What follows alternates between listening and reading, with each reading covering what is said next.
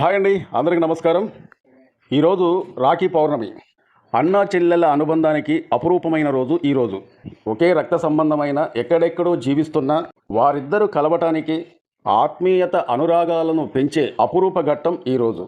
అన్నా చెల్లెళ్ళ అందరికీ మా ఛానల్ తరపున రాఖీ పౌర్ణమి శుభాకాంక్షలు. అయితే ఇప్పుడు వీడియోలోకి వెళ్ళిపోదాం. ఈ సందర్భంగా మెగాస్టార్ చిరంజీవి గారి గురించి ఒకసారి మనం మాట్లాడుకునేటట్లయితే, చిరంజీవి స్వస్థలం ఆంధ్రప్రదేశ్లోని పశ్చిమ గోదావరి జిల్లా. ఆగస్టు 22వ తారీఖు 1955 పొరిదల వెంకట్రావు, అంజనాదేవి వీరిద్దరికి జన్మించాడు. అయితే చిరంజీవికి ఇద్దరు తమ్ముళ్ళు, ఇద్దరు చెల్లెళ్ళు ఉన్నారు. పెద్ద తమ్ముడు నాగబాబు, పవన్ కళ్యాణ్. చిరంజీవి చెల్లెళ్ళు విజయదుర్గ, మరో చెల్లె పేరు మాధవి. చిరంజీవి తల్లిదండ్రులకు చిరంజీవి పెద్ద కొడుకు. అయితే ఈ వీడియో చేయటానికి కారణం ఏంటంటే, ఇంకొక 13 రోజుల్లో ఆగస్టు 22వ తారీఖున అతని పుట్టినరోజు. 70 సంవత్సరాలు పూర్తి చేసుకుంటున్న సందర్భంగా మళ్ళీ ఇలాంటి పుట్టినరోజులు ఇంకెన్నో చేసుకోవాలని కోరుకుంటూ ఒక అభిమానిగా ఈ వీడియో చేస్తున్నాను. అయితే చిరంజీవి తన సినీ కెరియర్ గురించి ఒకసారి మనం మాట్లాడుకునేటట్లయితే, చిరంజీవి తన బాల్యంలో అంటే చదువుకునే టైంలో అతనికి సినిమాలంటే చాలా ఇష్టం. ఎంతలా ఇష్టం అంటే, సినిమా తెరపై ఆ హీరోలు ఏ విధంగా యాక్షన్ చేస్తున్నారు, చక్కగా డాన్స్ చేస్తున్నారు, చక్కగా పాటలు పాడుతున్నారు, చక్కగా డైలాగులు చెప్తున్నారు అంటే, నేను చెప్పేది చిరంజీవి బాల్యంలో, చాలా చిన్న వయసులో ఆ ఇంటి తెరపై వాళ్ళు చేసే యాక్టింగ్ చూసి అతను ఇంటికెళ్ళి మరీ కూడా ఆ డైలాగులను కంఠస్థం పట్టి ప్రాక్టీస్ చేసేవాడట.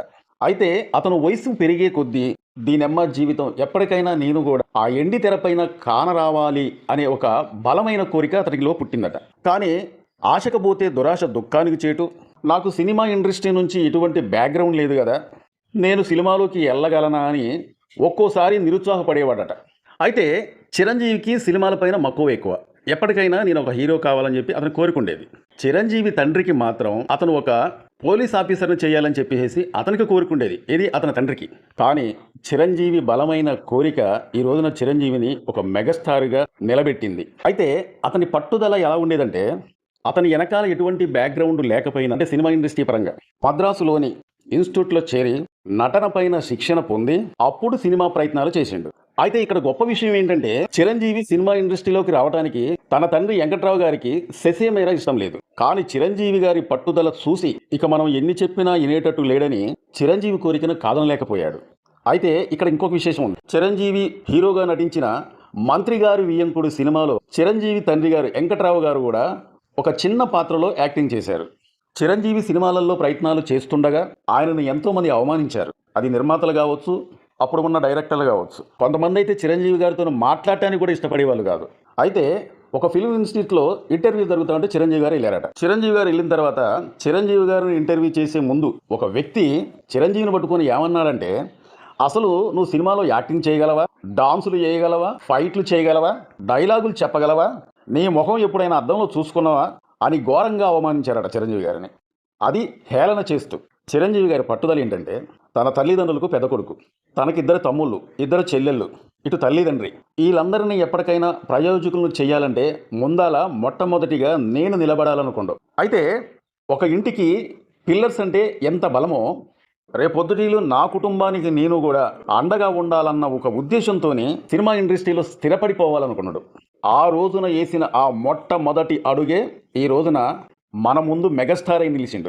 అదే సినిమా ఇండస్ట్రీకి ఈ రోజున ఒక పెద్ద అన్నలాగా నిలిచిండు. ఎంతోమంది ఆశాజ్యోతిగా, సహాయంలో ఆపద్ బాంధవుడిలా. అయితే అతని మొట్టమొదటి సినిమా ప్రాణం ఖరీదు. 1978లో అతను సినిమా ఇండస్ట్రీకి పరిచయం అయ్యాడు. అయితే ఈ సినిమా షూటింగ్లోనూ ఉండగానే చిరంజీవికి మరో సినిమా ఛాన్స్ వచ్చింది. ఆ సినిమా కూడా 1978లోనే మన ముందుకు వచ్చింది. చిరంజీవి గారి మొట్టమొదటి సినిమా ప్రాణం ఖరీదైన మన ముందుకు వచ్చిన సినిమా మాత్రం మన ఊరి పాండవులు. అయితే ఈ సినిమాలో 5 హీరోలు చిరంజీవి ఒకడు. ఆ సినిమాతోని చిరంజీవి సినిమా ఇండస్ట్రీలోకి వచ్చి ఈ రోజున మెగాస్టార్ అయిందంటే ఇది మామూలు విషయం కాదు. అతనికి వెనకాల బ్యాక్గ్రౌండ్ అంటూ ఏమీ లేదు. ఆ సినిమాలో మురళీమోహన్ కూడా ఉన్నాడు. అయితే ఒక ఇంటర్వ్యూలో మురళీమోహన్ గారు ఏమన్నారంటే, చిరంజీవి గారు ఒక యాక్టింగ్ చేయాలట. అదేంటి, చిరంజీవి ఒక పంచె కట్టుకొని ఒక లాల్చీ లాంటిది, చొక్క లాంటిది, మాసిపోయిన చొక్క లాంటిది వేసుకొని రైతుకు సంబంధించిన యాక్టింగ్ చేయాలట. అయితే డైరెక్టరు అతను చెప్పిన విధంగా చేయమని ఆ యాక్టింగ్ చేయమన్నప్పుడు చిరంజీవి గారు కాదండి అని పక్కకెళ్ళి, చిరంజీవి గారు ఇలా కాదండి, ఇలా చేస్తే బాగుంటుందేమని చెప్పి చిరంజీవి గారు పక్కకి వెళ్ళి కొంత గడ్డి అనేది, ఎండిపోయిన గడ్డి అనేది తీసుకొచ్చుకొని అది ముక్కలు ముక్కలు చేసుకొని తల మీద, ఒంటి మీద అలా అలా చిన్న చిన్న ముక్కలు వేసుకున్నాడట. ఆ డైరెక్టర్కి, నిర్మాతకి, అక్కడ ఉన్న హీరోలకి ఏం అర్థం కాలేదట. డైరెక్టర్ ఒక విధంగా చెప్తామంటే ఇతను ఒక విధంగా చేస్తాడు ఏంటి అని. మురళీమోహన్ గారు అలాగే చూస్తుందట. చిరంజీవి చేసేది మొత్తం కూడా గమనిస్తుందట. చిరంజీవి గారి చింపిరి జుట్టు, మాసిపోయిన గడ్డం, ఒక బనీను, అలాగే కింద పంచ, ఇవన్నీ కట్టుకొని కొంత గడ్డి ముక్కలు ముక్కలు చిన్న చిన్న ముక్కలు చేసుకొని తలపైన, ఒంటిపైన వేసుకొని ఇప్పుడు చేస్తా సార్ ఈ యాక్టింగ్ అని డైరెక్టర్ చెప్పిన విధంగా చేసిందట. అయితే ఆ యాక్టింగ్ అనేది ఒక రైతుకు సంబంధించింది కాబట్టి చిన్న చిన్న గడ్డి ముక్కలు అనేది ఒంటిపైన, తలపైన ఉంటే చూసే ప్రేక్షకులకు థియేటర్లో ఇతను ఒక రైతులాగా మనం చెప్పకుండానే ఆ గడ్డి చూసినట్టే అర్థమైపోయిందని చిరంజీవి గారి ఆలోచన. ఆ పాత్రలో చిరంజీవి గారు చేసిన యాక్టింగ్కి అదిరిపోయిన రెస్పాన్స్ వచ్చిందట థియేటర్లలో. అప్పుడు మురళీమోహన్ అనుకున్నాడు, మన తెలుగు ఇండస్ట్రీకి ఇప్పుడు ఉన్న హీరోలకి తగ్గ హీరో వచ్చిండని చెప్పి మురళీమోహన్ గారు అనుకున్నాడు. చిరంజీవి గారిని చూసి అప్పుడే ఎక్స్పెక్ట్ అయిందట ఇతను పెద్ద హీరో అవుతాడు అని. అయితే కృష్ణంరాజు గారు అలాగే మురళీమోహన్ గారు ఒక ఆడ కూర్చొని మాట్లాడేటప్పుడు చిరంజీవి గారి గురించి కృష్ణంరాజు గారు ఏమన్నాడంటే, ఇతను హిలనగా ఇతను క్లిక్ అయితే బాగుంటుందేమోనని మురళీమోహన్ గారితో చెప్తే మురళీమోహన్ గారు ఏమన్నాడంటే, లేదు లేదు, ఇప్పుడు ఉన్న హీరోలకు అతను నెంబర్ 1 హీరో, ఎప్పటికైనా ఇతడు చూడు అని మురళీమోహన్ గారు కృష్ణరాజు గారితో చెప్పారట. మొదట్లో అతను చిన్న చిన్న పాత్రలు, హిలన్ గాను, సైడ్ క్యారెక్టర్ ఆర్టిస్ట్ గాను, ఒక హీరోకి ఫ్రెండ్ గాను, దొంగగాను, ఏదో అరాకొరా వచ్చిన అవకాశాలను సద్వినియోగం చేసుకుంటూ నెగిటివ్ క్యారెక్టర్లు పోషించేవాడు. మన ఊరి పాండవులు, ప్రాణం ఖరీదు, పున్నమినాగు, జ్వాల, ఆరాధన, పట్నం వచ్చిన ప్రతివతలు, బందిపోటు సింహం, 47 రోజులు, ఇది కథ కాదు, ఇంట్లో రామయ్య ఈదిలో కృష్ణయ్య. అయితే అప్పట్లో ఇంట్లో రామయ్య ఈదిలో కృష్ణయ్య సినిమాతోని చిరంజీవికి మంచి బ్రేక్ వచ్చిందండి. కంటబ్బాయ్, గూండా, రుస్తుం, ఖైదీ సినిమాతోని చిరంజీవి ఇంకా వెనక్కి తిరిగి చూసుకోలేదన్నమాట. చిరంజీవి కెరియర్లోనే ఖైదీ సినిమా ఒక బిగ్ హిట్ అనమాట. అప్పటి నుంచే అతనికి ఫ్యాన్ ఫాలోయింగ్ అనేది ఎక్కువైపోయింది. ఆ సినిమా నుంచే అతని సినిమాలు 100 రోజులు ఆడటం స్టార్ట్ అయినాయి అనమాట. నిర్మాతలకు కాసుల వర్షం కురిపించింది అప్పట్లో ఆ సినిమా. ఆ సినిమాలో రగులుతుంది మొగలి పొద, గుబులు మంది కన్య యథ అనే ఒక సాంగ్ అనేది ఉంది చూసారండి. ఒక మాటలో చెప్పాలంటే అసంటి సాంగ్కి నాగపాము డాన్స్ చేయాలంటే అప్పట్లో ఏ హీరో వల్ల కూడా కాయేది కాదు. అప్పట్లో ఉన్న అగ్ర హీరోలు నందమూరి ఎన్టీఆర్ గారు, అక్కినేని నాగేశ్వరరావు గారు, super star Krishna, rebel star Krishnam Raju, నటభూషణ, ఆంధ్ర అందగాడు, శోభన్ బాబు, ఈ అగ్ర హీరోల మధ్యలో మరో అగ్ర హీరో వచ్చి చేరిందన్నమాట. అదే మెగాస్టార్ చిరంజీవి. అయితే మెగాస్టార్ అనే బిరుదు ఏ సంవత్సరంలో వచ్చిందనేది ఈ సందర్భంగా చెప్పాలనుకుంటున్నాను. 1985లో వచ్చిన మరణ మృదంగం సినిమాతోని చిరంజీవి గారికి మెగాస్టార్ అనే బిరుదు వచ్చిందనమాట. ఈ సినిమాలో చిరంజీవి, నాగేంద్రబాబు ఒక మంచి మిత్రుల్లాగా ఈ సినిమాలో యాక్టింగ్ చేశారన్నమాట. చిరంజీవి తమ్ముడు నాగేంద్రబాబు అంతకుముందే కొన్ని సినిమాలో యాక్టింగ్ చేసిండు. నాగేంద్రబాబు మొదటి సినిమా 2 జెల్ల సీత. అయితే ఈ వీడియో స్టార్ట్ చేసే ముందు నేను ఒక మాట చెప్పాను మీకు. చిరంజీవి గారు ముందాల సినిమా ఇండస్ట్రీలో ఒక పెద్ద హీరోగా నిలబడి అతని స్థానం స్థిరపరుచుకున్న తర్వాత అతని ఫ్యామిలీలో ఉన్న వాళ్ళని మొత్తం కూడా ఒక స్థాయిలో తీసుకురావాలని చెప్పి చిరంజీవి గారు ఆ రోజు పట్టుదలతోని సినిమా ఇండస్ట్రీకి వచ్చిందని చెప్పారు. అందుకనే అతని ఫ్యామిలీలో మొట్టమొదటిగా చిరంజీవి తన తమ్ముడైన నాగేంద్రబాబుని సినిమా ఇండస్ట్రీలోకి తీసుకొచ్చిండు 2 జెల్ల సీత సినిమాతోని. అయితే చిరంజీవి, నాగేంద్రబాబు కలిసి నటించిన కొన్ని సినిమా పేర్లు చెప్తాను. వాటిలో కొన్ని మరణ మృదంగం, కొండవీటి దొంగ, స్నేహం కోసం, బావగారు బాగున్నారా, అంజి, స్టాలిన్, శంకర్దాద ఎంబీబీఎస్, ఖైదీ నెంబర్ 150, సైరా నరసింహారెడ్డి.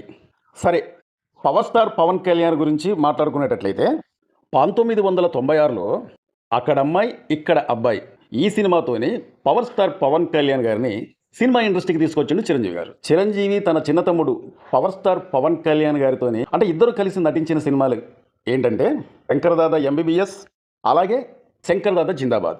ఇలాగ అతని తమ్ముళ్ళతోని కూడా సినిమాలలో యాక్టింగ్ చేసి నాగేంద్రబాబుని, పవన్ కళ్యాణ్ని సినిమా ఇండస్ట్రీకి పరిచయం చేసి ఈ రోజున తన తమ్ముడు పవర్ స్టార్ పవన్ కళ్యాణ్ అంటే తన ఫ్యాన్స్ అంటే మెగా ఫ్యాన్స్ పవన్ కళ్యాణ్ని అలాగే చిరంజీవిని ఒక దేవుళ్ళలాగా భావిస్తూ ఉంటారు. వాళ్ళు ఫ్యాన్స్ కాదు, భక్తుల్లాగా. ఇలాగ చిరంజీవి గురించి చెప్పాలంటే ఎన్నో ఉన్నాయి. ఇలాగ తన కుటుంబ సభ్యుల్ని కంటికి పాపలాగా కాసుకొని తిరిగాడు చిరంజీవి. ఇటు తమ్ముళ్ళనే కాదు, అటు చెల్లెలను కూడా ఒక స్థాయిలో నిలబెట్టిందనమాట. రాఖీ పౌర్ణమి రోజున ఈ సంగతి ఎందుకు చెప్తున్నానంటే తన చెల్లెళ్ళు వాళ్ళకి ఆర్థిక ఇబ్బందులు ఎప్పుడూ రాకూడదని, వాళ్లకు ఎటువంటి కష్టం వచ్చినా, ఇబ్బంది వచ్చినా, సాధక బాధకాలు ఏమున్నా సరే, ఎటువంటి బాధలు వచ్చినా ఆయన భరిస్తూ వారి జీవితంలో కూడా వెలిగించిండు. అయితే కొంతమందికి ఒక డౌట్ రావచ్చు, చిరంజీవి తన తమ్ముళ్లను ఒక స్థాయిలో నిలబెట్టిండన్నావు కరెక్టే, కానీ చిరంజీవి తన చెల్లెల కోసం ఏం త్యాగం చేసిండు అని మీరు నన్ను అడగొచ్చు. అయితే నాకు తెలిసి ఏ అన్న చెయ్యని త్యాగం అనేది చిరంజీవి గారు చేశారండి. అది ఏంటంటే కోకాపేటలో ఉన్న ఒక ఇలువైన స్థలాన్ని, దాదాపు 200 కోట్ల ఇలువకు పైగా ఉన్న ఆ స్థలాన్ని వాళ్ళ చెల్లెలపైన రాసేసిండట. ఇది చిరంజీవి గారే స్వయంగా మహిళా దినోత్సవం రోజున ఆయన ప్రకటించిండు. అంతేకాదండోయ్, చిరంజీవి తన చెల్లెళ్లకు తమ్ముళ్లకు ఒక స్థాయిలో నిలబెట్టిందే కాకుండా సినిమా ఇండస్ట్రీలో ఉన్న కార్మికులకు కరోనా టైంలో కూడా తను ఏమేమి త్యాగాలు చేసిండు, ఏమేమి సేవా కార్యక్రమాలు చేసిండు అనేది కూడా ప్రతి ఒక్కరు చెప్తా. 1998లో బ్లడ్ బ్యాంకు, హై బ్యాంకు, రక్తం దొరక్క ఎంతోమంది చనిపోతున్నారు, కళ్ళు లేక ఎంతోమంది అందులవుతున్నారు అన్న ఉద్దేశంతోనే దాదాపు 27 సంవత్సరాల క్రితమే అతను ప్రజల కోసం ఆలోచించిండు. కరోనా టైంలో ఎంతోమంది సినిమా కార్మికులు, వాళ్ళకి సినిమా తప్ప వేరే పని లేని టైంలో ఎక్కడికి బయటికి వెళ్దామన్నా, ఏ టైంలో ఎటువంటి కరోనా వస్తుందో, ఎటువంటి ఇబ్బందులు జరుగుతాయని చెప్పి గుమ్మం దాటకుండా కూడా పస్తులు ఉన్న చాలామంది ఉంటున్నారన్న సంగతి తెలిసిన తర్వాత సినీ కార్మికులకు దాదాపు 3 నుంచి 4 నెలల పాటు ప్రతి ఒక్కరికి కూడా ఇంట్లో గడిపి అతని సొంత డబ్బులతోనూ ఆర్థిక ఇబ్బందుల నుంచి, ఆకలి దప్పుల నుంచి సొంత కుటుంబంలాగా, సొంత తమ్ముళ్ళలాగా, సొంత అన్నలాగా ఆయన చూసుకుంటూ ఆంధ్ర తెలంగాణలోని ఎన్నోసార్లు వరద బీభత్సాలు వచ్చినప్పుడు, ప్రకృతి విలయతాండం చేసినప్పుడు ఎంతోమంది ప్రజలు ఇబ్బంది పడతా ఉంటే కోట్ల రూపాయల ఆంధ్ర తెలంగాణ ప్రభుత్వాలకు సీఎం రిలీఫ్ ఫండ్స్ కింద అతను సాయం చేసిన వ్యక్తి. కరోనా వచ్చి ఎంతోమంది ఆక్సిజన్ లేక ఇబ్బంది పడతా ఉంటే ప్రభుత్వాలు ఎన్నో రకాలుగా సాయం చేసినా కానీ ఇట్లా చూస్తున్న వారు అట్లా చనిపోతున్నారు కాబట్టి నా వంతు నేను సాయం ఏదైనా చెయ్యాలి అన్న ఉద్దేశంతో దాదాపు 33 కోట్ల రూపాయల ఇలువగల ఆక్సిజన్లు రాష్ట్రాలకు పంపించిండు.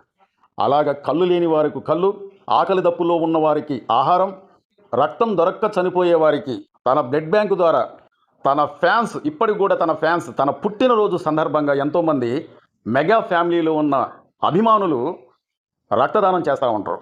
అయినా సరే చిరంజీవిని ఇప్పటికి కూడా విమర్శించే వాళ్ళు విమర్శిస్తూనే ఉన్నారు. ఆయనది ఒకటే నమ్మకం, పడ్డవాడు ఎప్పటికీ చెడ్డవాడు కాదు, పళ్ళు ఉన్న చెట్టుకే రాళ్ళ దెబ్బలుంటాయి, దున్నే ఎద్దుకే దెబ్బలు ఎక్కువ అని ఎంతమంది విమర్శించినా ఆ విమర్శలకు అతని చిరునవ్వుతోనే సమాధానం చెప్తాడు చిరంజీవి.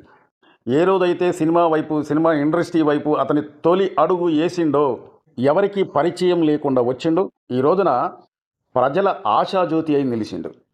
చాలామందికి స్ఫూర్తిదాత, అన్నదాత, చాలామంది ప్రాణాలను కాపాడిన ప్రాణదాత. మెగాస్టార్ చిరంజీవి 70 సంవత్సరాలు పూర్తి చేసుకుంటున్న సందర్భంగా ఈ వీడియో చేశాను. నచ్చిన వారు ఒక లైక్ చేసి కామెంట్ చేయండి. మా వీడియో నచ్చితే సబ్స్క్రైబ్ చేసుకోండి. చాలామంది మా వీడియో చూస్తున్నారు కానీ సబ్స్క్రైబ్ చేసుకోకుండా చూస్తున్నారంటే దయచేసి మీరు మమ్మల్ని సబ్స్క్రైబ్ చేసుకుంటే మమ్మల్ని ఎంకరేజ్ చేసేందుకు ఈ వీడియోపై ఒక లైక్ చేయండి. మీ అమూల్యమైన కామెంట్ తెలుపుతారని చెప్పి కోరుకుంటూ మా వీడియో నచ్చితే సబ్స్క్రైబ్ చేసుకోండి. మరో మంచి వీడియోతో మళ్ళీ మేము ముందుకు వస్తా. Thank you.